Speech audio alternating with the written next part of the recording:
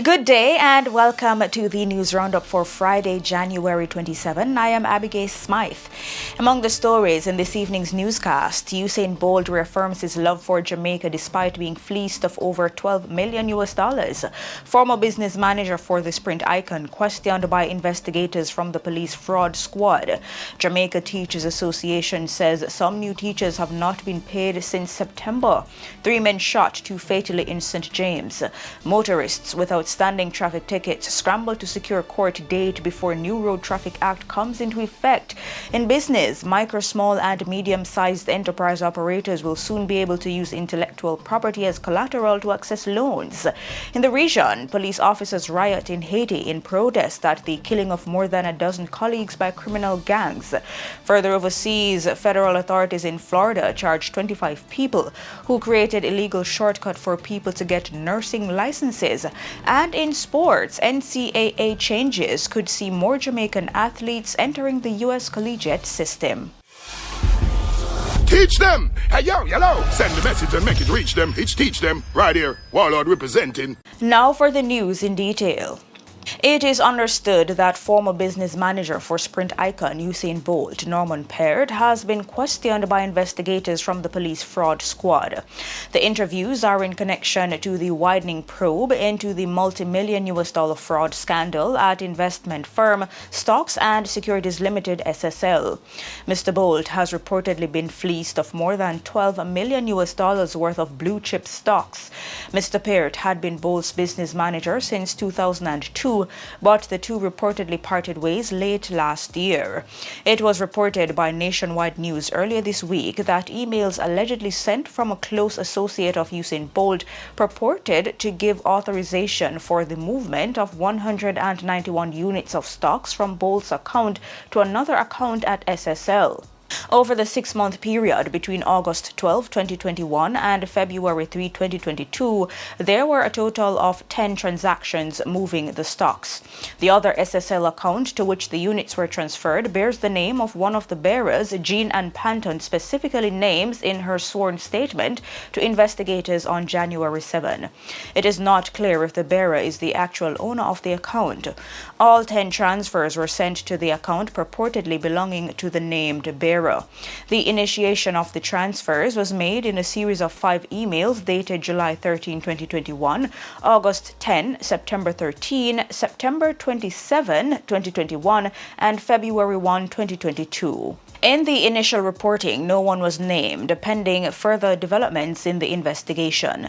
Now, it is revealed that the emails were purportedly sent from an email account allegedly linked to Bolt's former manager, Norman Peart. Mr. Peart sat for interviews with investigators from the fraud squad on Wednesday and Thursday of this week. It is understood that during those interviews, Mr. Peart denied ever sending the 5 emails.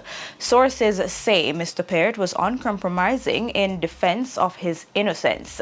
Peart has reportedly also told the fraud investigators the emails were doctored. Forensic investigators are now working to authenticate the origin of the emails and verify who sent them. In the meantime, the world record holder Usain Bolt has reaffirmed his love for Jamaica amid the fraud scandal at the Stocks and Securities Limited SSL investment firm, which saw the Olympian being fleeced of over $12 million. I just want to say to Jamaica that no matter what's going on right now, Jamaica is my country and it will never change. And I'll always love my country and always do everything in my power to uplift this country no matter what's going on. Bolt was speaking at the Gibson McCook Relays launch at the Jamaica Pegasus Hotel. Linton Gordon, one of the attorneys representing the Olympian, said earlier that the public should look out for the expected and the unexpected today, which is the deadline given to SSL to return the funds taken from the icon's account in what has now been found to be a massive fraud perpetrated for more than a decade. On January 16, Frater, Binns and Gordon, the law firm representing Bolt, had sent a letter to SSL demanding that $12,758,181.74 in US dollars, the reported balance in Bolt's account at October 31, 2022, be repaid by January 27. The attorneys also noted that only $12,000 remained in the account. Bolt is one of at least 40 SSL clients whose investments were totally or almost wiped out in the fraud, estimated to be more than $3 billion so far. There are concerns yet again from the Jamaica Teachers Association, JTA. The association says some new teachers have not been paid since September. JTA President Lasonia Harrison, who has declined to name the school that employs the affected teachers, says she is puzzled by the delay since all the relevant documents to facilitate payment have been transferred to the Ministry of Education.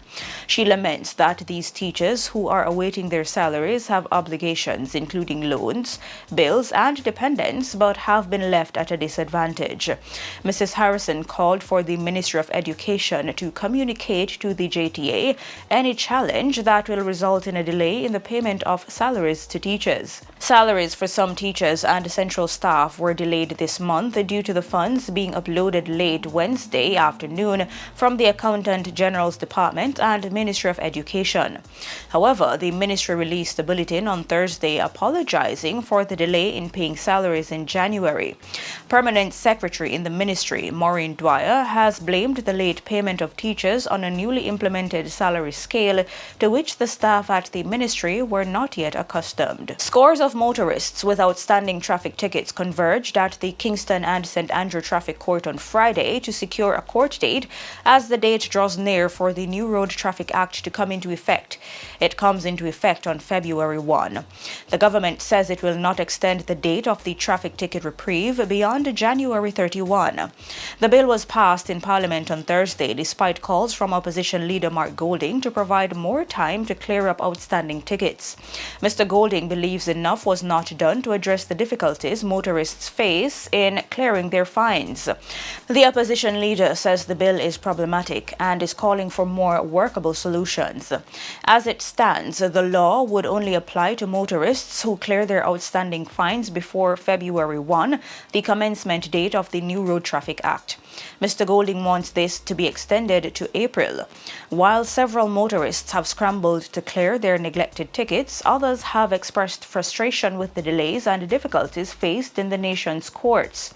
The opposition leader wants this burden to be eased by allowing payment through the various tax offices. However, Minister without Portfolio Floyd Green believes enough amnesties and other concessions have been provided. He says it's time to move forward. In the meantime, Transport Minister Audley Shaw says the matter will be left in the hands of the judges. Give him more time, give him more time to pay the ticket them because it's such a big fine. Give him more time, give him more time. Government have gone like that the worst crime. Give him more time, give him more time. We pay a legal ticket and now get back a dime. Give him more time, give him more time. I want to cause a crime for you. 3 men were shot, 2 fatally, by armed men in Tucker, St. James, Thursday afternoon. The St. James police have not yet released the identities of the deceased. It is reported that about 2 p.m. the men were at a car wash and bar in the Tucker community when a motor vehicle drove up and 2 men entered the establishment. The men reportedly brandished handguns and sprayed the area with bullets, shooting all 3 men. The gunmen then escaped in the awaiting motor car. The wounded men were rushed to the Cornwall Regional Hospital, where 2 of them were pronounced dead. 9 people have been murdered in St. James since the start of the year. Detectives attached to the St. Catherine North Police Division are investigating the murder of a businessman in Knowles District, Bogwalk, St. Catherine on Thursday.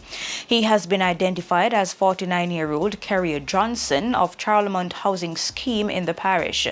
Reports are that Johnson was at the hardware he operated along the Knowles Main Road about 6 p.m. when he was reportedly pounced upon by a man who brandished a handgun and shot him in the upper body. His attacker reportedly escaped. The nearby Bogwalk police were summoned, and upon their arrival, Johnson was found lying in a pool of blood. Residents say Johnson recently started the business in the community. A fisherman is to face the court on criminal charges after he allegedly stole his brother's identity.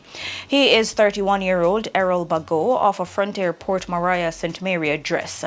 He was arrested on Monday and charged by officers attached to the Revenue Protection Division, RPD, with 2 counts of forgery, 2 counts of uttering forged documents, obtaining a forged driver's license, and conspiracy.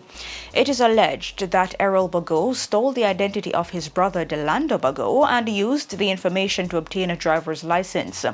The RPD says the fraud was uncovered by the police during a spot check when they discovered that the image that appeared on the driver's license presented by Delando Bago did not match the one on Tax Administration Jamaica's database. The RPD was contacted and its investigations into the matter reportedly disclosed that on July 7, 2022 and August 29, 2022, Errol Bago went to the Port Maria tax office where he took steps to apply for and obtained a driver's license in his brother's name. He was arrested and charged and subsequently offered $100,000 bail. He is set to appear in the Port Maria Resident Magistrates Court on February 9. And in business news, micro, small and medium-sized enterprise MSME operators will soon be able to use their intellectual property as collateral to access loans from financial institutions. This was disclosed by the Executive Director of the Jamaica Intellectual Property Office, JIPO, Lily Claire Bellamy, on Thursday. Bellamy said the Security Interests in Personal Property Act 2013 makes provisions for businesses to tap into a more comprehensive range of collateral options besides land to access secured loans. These include inventory, accounts receivables, and intellectual property, and are aimed at offsetting limitation challenges MSMEs experience when seeking to access financing for their operations. In the region, rebel police officers rioted in Haiti's capital, Port-au-Prince, on Thursday in protest at the killing of more than a dozen colleagues by criminal gangs. The rioting officers blamed the government for not taking action. The National Union of Haitian Police Officers says 14 men have been killed since the start of the year in various gang attacks on police stations. Haiti's National Police say 7 officers were killed in shootouts on Wednesday alone. This reportedly makes 10 officers killed in the last week by gangs. 2 of the officers were murdered inside a police station in a town in northern Haiti. Another 4 were killed execution style on the street outside. A video has been circulating showing the naked and bloodied bodies of 6 of the victims with their guns lying on their chests. The police say the gang who killed them, known as Gangrif, still has their remains. More than 100 demonstrators, including civilians and angry police officers, took to the streets in Port-au-Prince to denounce the violence. And on the international scene, federal authorities in Florida have charged 25 people with participating in a wire fraud scheme that created an illegal shortcut for aspiring nurses to get licensed and find employment. Recently unsealed federal grand jury indictments allege that the defendants took part in a scam that sold more than 7,600 fraudulent nursing degree diplomas from 3 Florida-based nursing schools.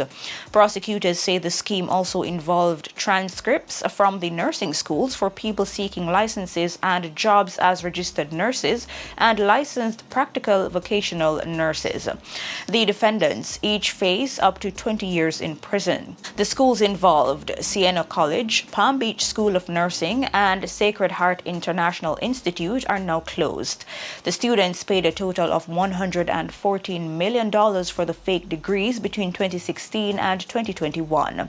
Federal officials say many of those people may lose their certification but likely won't be criminally charged. And in sports news, former collegiate coach and Jamaican Olympian Davian Clark says the new National Collegiate Athletic Association (NCAA) changes could see more Jamaican athletes entering the U.S. collegiate system.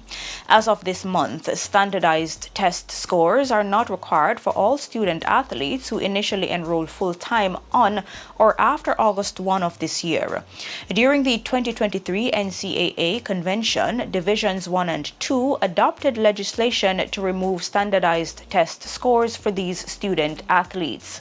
The vote was based on the recommendation from the Standardized Test Score Task Force, a specialized group charged with reviewing initial eligibility requirements as part of the NCAA's 8-point plan to advance racial equality. Clark, who was a coach in the system up to last year, sees it as a promising sign for Jamaican track and field athletes.